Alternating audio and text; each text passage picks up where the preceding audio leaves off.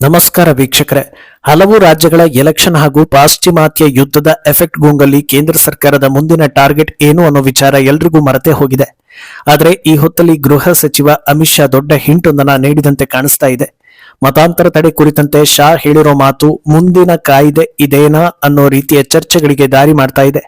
Already ಮತಾಂತರ ನಿಷೇಧ ಕಾಯ್ದೆ ಇದೆಯಲ್ವಾ, ಮತ್ತೇನು ಅನ್ನೋ ಪ್ರಶ್ನೆ ಬರ್ಬೋದು. ಆದ್ರೆ ಮತಾಂತರ ನಿಷೇಧ ಕಾಯ್ದೆ ಕೇವಲ ಬಿಜೆಪಿ ಆಡಳಿತ ಇರೋ ರಾಜ್ಯಗಳಿಗೆ ಮಾತ್ರ ಸೀಮಿತವಾಗಿದ್ದು, ಬಾಕಿ ರಾಜ್ಯಗಳು ಇದನ್ನ ಜಾರಿ ಮಾಡಿಲ್ಲ ಹಾಗೂ ಮಾಡಿದ್ರೂ ಅದನ್ನ ತೆಗೆದು ಹಾಕೋ ಕೆಲಸ ಮಾಡಿರೋ ಆರೋಪಗಳಿವೆ. ಮತ್ತೆ ಹೇಗೆ ಈ ಅಸ್ತ್ರ ಅನ್ನೋದನ್ನ ನೋಡ್ತಾ ಹೋದ್ರೆ ಸಾಕಷ್ಟು ವಿಚಾರಗಳು ಮುನ್ನೆಲೆಗೆ ಬರುತ್ತೆ. ಇದರ ಅವಶ್ಯಕತೆ ಇದೆಯಾ, ಇಂಪ್ಯಾಕ್ಟ್ ಏನು, ಇದೆಲ್ಲವನ್ನ ಒನ್ ಬೈ ಒನ್ ವಿವರಿಸ್ತಾ ಹೋಗ್ತೀವಿ. ಈ ವಿಡಿಯೋವನ್ನ ತಪ್ಪದೆ ಕೊನೆ ತನಕ ನೋಡಿ. ಅದಕ್ಕೂ ಮುನ್ನ ಮೀಡಿಯಾ ಮಾನ್ಸ್ಟರ್ ಚಾನೆಲ್ ಅನ್ನ ತಪ್ಪದೆ ಸಬ್ಸ್ಕ್ರೈಬ್ ಮಾಡಿ. ಎಸ್, ಮೊಘಲರು, ಬ್ರಿಟಿಷರು, ಡಚ್ಚರು ಹೀಗೆ ನಾನಾ ರೀತಿಯ ಹುಚ್ಚರು ಭಾರತದ ಮೇಲೆ ದಂಡೆತ್ತಿ ಬಂದ್ರು, ದಾಳಿ ಮಾಡಿದ್ರು. ವ್ಯಾಪಾರದ ಹೆಸರಲ್ಲಿ ಮಾಡಬಾರದನ್ನ ಮಾಡಿ ಹೋದ್ರು. ಇವರೆಲ್ಲರ ಟಾರ್ಗೆಟ್ ಭಾರತವನ್ನ ಕಂಪ್ಲೀಟ್ ಕನ್ವರ್ಟ್ ಮಾಡೋದಾಗಿತ್ತು ಅನ್ನೋದು ಇವತ್ತು ಸೀಕ್ರೆಟ್ ಆಗಿ ಉಳಿದಿಲ್ಲ. ಆದ್ರೆ ಭಾರತವನ್ನ ಬಿಟ್ಟು ಹೋಗೋ ಸಂದರ್ಭದಲ್ಲಿ ಬ್ರಿಟಿಷರು ನಮ್ಮ ಕೈಯಲ್ಲಿ ಆಗದಿದ್ದನ್ನ ಇವರಾದ್ರೂ ಮಾಡ್ಲಿ ಅಂತ ಕೆಲವರಿಗೆ ಅಧಿಕಾರವನ್ನ ಹಸ್ತಾಂತರ ಮಾಡಿರೋ ರೀತಿಯ ಘಟನೆಗಳಿಗೆ ಸಾಕ್ಷಿಗಳು ಕೂಡ ಹುಡುಕಿದ್ರು ಸಿಗುತ್ತೆ. ಆದ್ರೂ ಕೂಡ ಇದರಲ್ಲಿ 100ಕ್ಕೆ 100 ಫಲ ಸಿಕ್ಕಂತಿಲ್ಲ. ಹಾಗಂದ ಮಾತ್ರಕ್ಕೆ ಇದೆಲ್ಲ ನಡೆಯೋದಿಲ್ಲ ಅಂತ ಸುಮ್ಮನೆ ಕೂರೋದಕ್ಕೂ ಸಾಧ್ಯವಿಲ್ಲ. ಯಾಕಂದ್ರೆ ಕಾಯಿ ಕೊರಕಗಳನ್ನ ಕಡೆಗಣಿಸಿದ್ರೆ ಇಡೀ ಮರವೇ ನಾಶವಾಗೋದು ವಾಸ್ತವ. ಈ ಬಗ್ಗೆ ನಾವು ಅಲರ್ಟ್ ಇದ್ದೀವಿ ಅನ್ನೋ ರೀತಿಯ ಮೆಸೇಜ್ ಒಂದು ಗೃಹ ಸಚಿವ ಅಮಿತ್ ಶಾ ಕಡೆಯಿಂದ ಪಾಸ್ ಆಗಿದೆ. ದೆಹಲಿಯಲ್ಲಿ ನಡೆದ ಆದಿವಾಸಿ ಜನಾಂಗವನ್ನ ಕೇಂದ್ರೀಕರಿಸಿದ್ದ ಜನಜಾತಿ ಸುರಕ್ಷಾ ಮಂಚ್ನ ಬೃಹತ್ ಕಾರ್ಯಕ್ರಮದಲ್ಲಿ ಅಮಿತ್ ಶಾ ಹೇಳಿರೋ ಮಾತುಗಳು ಈಗ ಎಲ್ಲರ ಕಣ್ಣನ್ನ ಅರಳಿಸ್ತಾ ಇವೆ. ಭಾರತದಲ್ಲಿ ಯಾರಿಗೂ ಯಾರ ಧರ್ಮವನ್ನು ಮತಾಂತರ ಮಾಡೋ ಅಧಿಕಾರ ಇಲ್ಲ ಅನ್ನೋದನ್ನ ಅಮಿತ್ ಶಾ ಖಡಕ್ ಆಗಿ ಹೇಳಿದ್ದಾರೆ. ನಮ್ಮ ಸಂವಿಧಾನದಲ್ಲಿ ಪ್ರತಿಯೊಬ್ಬರಿಗೂ ಅವರವರ ಧರ್ಮವನ್ನ ಆಚರಿಸೋದಕ್ಕೆ ಅವಕಾಶ ನೀಡಲಾಗಿದೆ. ಅದು ಎಲ್ಲರ ಹಕ್ಕು ಕೂಡ ಹೌದು. ಇವತ್ತು ಇಲ್ಲಿ ದೊಡ್ಡ ಸಂಖ್ಯೆಯಲ್ಲಿ ಸೇರಿರೋ ವನವಾಸಿ ಜನಾಂಗಗಳಿಗೂ ಒಂದು ಹಿನ್ನೆಲೆ ಇದೆ, ಒಂದು ಪರಂಪರೆ ಇದೆ. ನೀವು ತಲತಲಾಂತರದಿಂದ ಪ್ರಕೃತಿಯನ್ನ ಆರಾಧಿಸ್ತಾ ಬಂದಿದ್ದೀರಾ. ಪ್ರಕೃತಿಯ ಆರಾಧನೆ ಅನ್ನೋದು ಸನಾತನ ಧರ್ಮದ ಒಂದು ಭಾಗ. ಯಾವತ್ತೂ ನಿಮ್ಮನ್ನ ಬೇರ್ಪಡಿಸೋದಕ್ಕೆ ಸಾಧ್ಯವೇ ಇಲ್ಲ. ತ್ರೇತಾಯುಗದಲ್ಲಿ ಶ್ರೀರಾಮನೇ ಶಬರಿಯ ಎಂಜಲನ್ನ ತಿನ್ನೋ ಮೂಲಕ ಸಮಾನತೆಯನ್ನ ಸಾರಿ ಹೋಗಿದ್ದಾರೆ.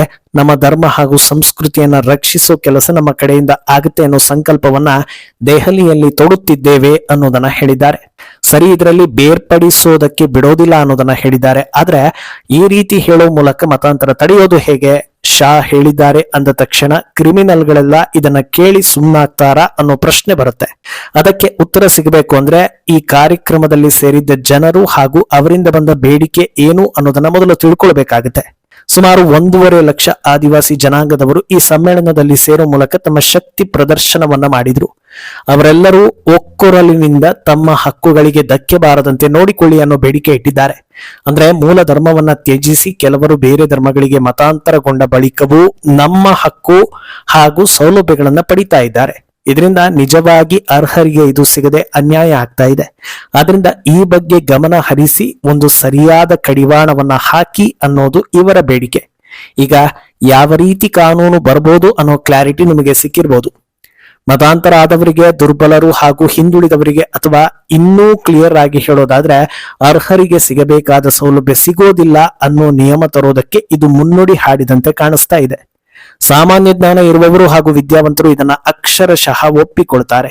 ಯಾಕಂದ್ರೆ ತಮ್ಮ ಜೀವನದುದ್ದಕ್ಕೂ ಹೋರಾಟ ಮಾಡಿ ಸಮಾಜದಲ್ಲಿ ಹಿಂದುಳಿದಿರುವವರನ್ನ ಮುನ್ನೆಲೆಗೆ ತರಬೇಕು ಅಂತ ಡಾ.ಬಿ.ಆರ್. ಅಂಬೇಡ್ಕರ್ ಅವರು ಈ ವ್ಯವಸ್ಥೆ ಮಾಡಿದ್ದಾರೆ. ಇದನ್ನ ಸದ್ಬಳಕೆ ಮಾಡಿಕೊಂಡು ಒಂದು ಒಳ್ಳೆ ಬದುಕನ್ನ ಕಟ್ಕೊಳ್ಬೇಕು ಅನ್ನೋದು ಆಯಾ ಸಮುದಾಯಕ್ಕೆ ಕಲ್ಪಿಸಿಕೊಟ್ಟಿರೋ ಅವಕಾಶ.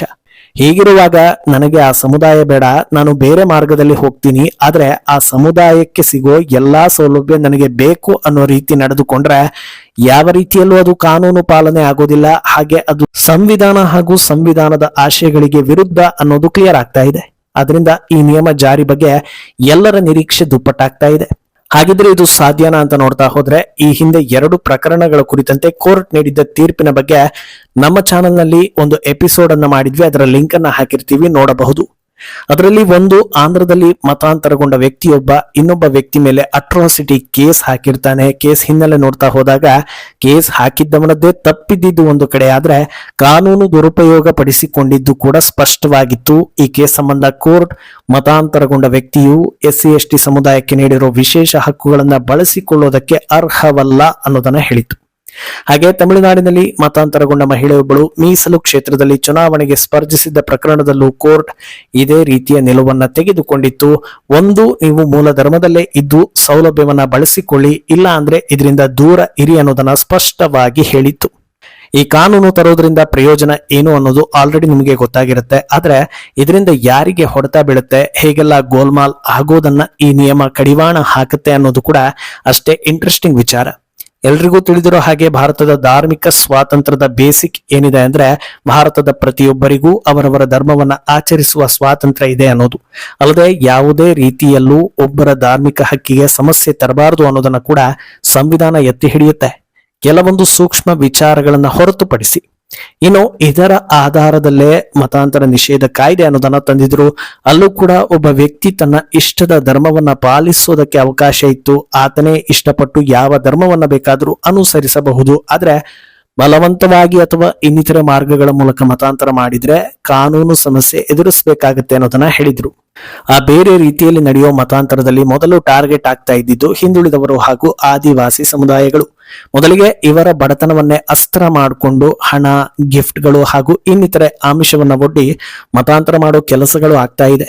ಆದ್ರೆ ಯಾರು ಈ ಆಫರ್ಗಳಿಗೆ ಒಪ್ಪದೆ ತಮ್ಮ ಮೂಲ ಸಮುದಾಯ ಅಥವಾ ಧರ್ಮವನ್ನ ಬಿಡೋದಿಲ್ವೋ ಅವರ ಮೇಲೆ ಹೊಸ ಅಸ್ತ್ರವನ್ನ ಪ್ರಯೋಗಿಸಲಾಗ್ತಾ ಇದೆ. ಅದೇನಂದ್ರೆ, ನೀವು ಮತಾಂತರ ಆದ ಬಳಿಕವೂ ನಿಮಗೆ ಮುಂಚೆ ಸಿಗ್ತಾ ಇದ್ದ ಎಲ್ಲಾ ಸೌಲಭ್ಯಗಳು ಮುಂದುವರಿತಾನೆ ಹೋಗುತ್ತೆ, ಯಾರು ಅದನ್ನ ತಡೆಯೋದಿಲ್ಲ, ಅಂತ ಕಾನೂನುಗಳೇ ಇಲ್ಲ ಅನ್ನೋ ಭರವಸೆ ನೀಡೋ ಮೂಲಕ ಕನ್ವಿನ್ಸ್ ಮಾಡೋ ಕೆಲಸಗಳಾಗ್ತಾ ಇದೆ.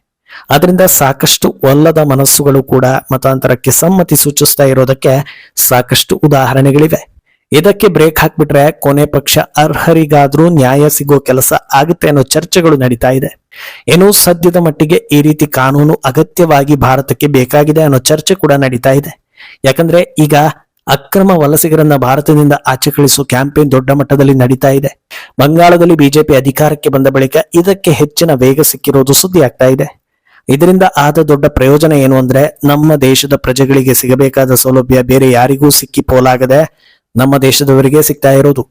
ಈಗ ಮತಾಂತರದಲ್ಲಿ ಈ ನಿಯಮ ಬಂತು ಅಂದ್ರೆ ಆಗ್ಲೇ ಹೇಳಿದ ಹಾಗೆ ಅರ್ಹರಿಗೆ ಮಾತ್ರ ಸೌಲಭ್ಯಗಳು ಸಿಗುತ್ತೆ. ಈ ರೀತಿ ಪೋಲಾಗುವುದನ್ನು ತಡೆಯೋದ್ರಿಂದ ಆರ್ಥಿಕ ನಷ್ಟಗಳಿಗೂ ಕಡಿವಾಣ ಬೀಳುತ್ತೆ. ಜೊತೆಗೆ ಅನ್ಯ ಮಾರ್ಗದಲ್ಲಿ ರಾಜಕೀಯ ಲಾಭ ಪಡೆಯೋ ದುರುದ್ದೇಶಗಳಿಗೂ ಕೂಡ ಕಡಿವಾಣ ಬಿದ್ದಂತಾಗ್ತಾ ಹೋಗುತ್ತೆ. ಏನೋ ಜಾರ್ಖಂಡ್ ಅಂತ ಆದಿವಾಸಿ ಜನಾಂಗ ಹೆಚ್ಚಿರೋ ಪ್ರದೇಶಗಳಲ್ಲಿ ಇನ್ನೊಂದು ರೀತಿಯ ಕ್ರಿಮಿನಲ್ ಕೆಲಸಗಳು ಕೂಡ ನಡೀತಾ ಇದೆ. ಅದು ಕೂಡ ಈಗ ಮುನ್ನೆಲೆಗೆ ಬಂದಿದೆ. ಅಕ್ರಮವಾಗಿ ಬಾಂಗ್ಲಾ ಹಾಗೂ ಪಾಕ್ನಿಂದ ಬಂದವರು ಆದಿವಾಸಿ ಸಮುದಾಯದ ಯುವತಿಯರನ್ನ ಪ್ರೀತಿಯ ಹೆಸರಲ್ಲಿ ಮದುವೆ ಆಗೋದು, ನಂತರ ಅವರನ್ನ ಮತಾಂತರ ಮಾಡೋದು. ಇದರಿಂದ ಡಬಲ್ ಲಾಭ ಪಡಿತಾ ಇದ್ದಾರೆ. ಒಂದು, ಮತಾಂತರದಲ್ಲಿ ಯಶಸ್ವಿ. ಇನ್ನೊಂದು, ನೀವು ಯಾವ ಊರು ಅಂತ ಕೇಳಿದ್ರೆ ನನ್ನ ಹೆಂಡತಿ ಇಲ್ಲೇ ಹುಟ್ಟಿದ್ದು ಅಂತ ಪ್ರೂಫ್ ತೋರಿಸಿ ಇಲ್ಲೇ ಜಾಂಡ ಊರೋದು. ಇದರ ಜೊತೆಗೆ ಸರ್ಕಾರಿ ಸೌಲಭ್ಯ ಕೂಡ ಸಿಗ್ತಾ ಇರೋ ಆರೋಪಗಳಿವೆ. ಅದರಿಂದ ಈ ನಿಯಮದ ಬಗ್ಗೆ ನಿರೀಕ್ಷೆ ಹೆಚ್ಚುತ್ತಾ ಇದೆ. ಮುಂದೇನಾಗುತ್ತೆ ಅನ್ನೋದನ್ನ ಕಾದು ನೋಡ್ಬೇಕು. ಈ ಬಗ್ಗೆ ನಿಮ್ಮ ಅಭಿಪ್ರಾಯವನ್ನ ತಪ್ಪದೆ ಕಮೆಂಟ್ ಮೂಲಕ ತಿಳಿಸಿ.